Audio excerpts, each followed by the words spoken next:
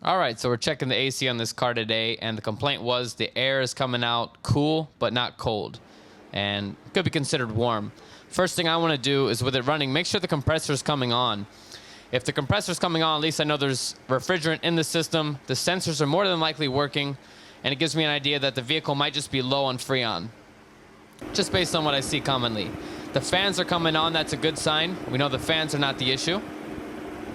They're blowing strong, actually. So next thing, we're going to check the lines. The high side should be hot, warm. The low side should be cold. This one was cool, but it wasn't cold. So right there, I knew there was another issue. All right, so now we're going to check for leaks. We're going to look at the compressor. We're going to look at the lines. Look for wet spots on those rubber hoses. All right, so we're looking at the crimps. We're looking at the condenser. Looking good. Checking out the condenser. So no leaks so far. Underneath, we're looking underneath the compressor. If it's wet underneath, it's green dye dripping off, we need to look a little further, make sure it's not power steering or nothing like that, but make sure that compressor's not leaking. Right now I'm evacuating, just because I'm doing this out of a shop. I have the convenience of a machine. I'm already evacuating the system, anticipating that I'm going to find it low. So right now it's evacuating the Freon that's in the system. Usually static pressures are about 100 to 110 on both sides. This one was a little low, so I knew it was not fully charged. Here on the 5.7, you can see it takes 1 pound, 13 ounces. That's 1 pound, 13 ounces.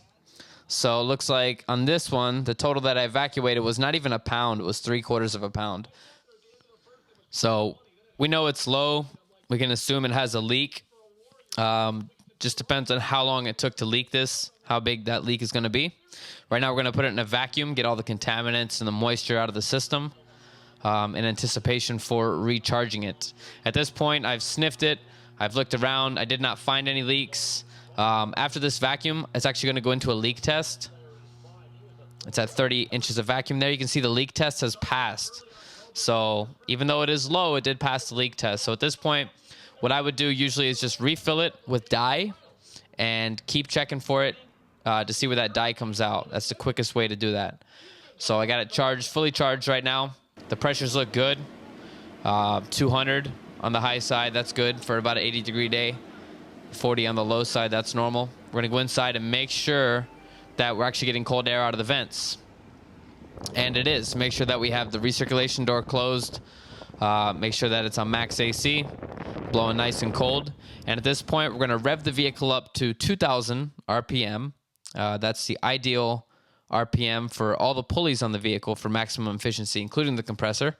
We're going to check the vents and make sure that we have a good temperature coming out. 40 to 50 is what you shoot for. 50 to 60 is still okay, but if it's above 60, you have an issue. This one eventually came down to 45. So we're checking it, make sure everything's nice and cold. And at this point, we would drive it with the dye in it.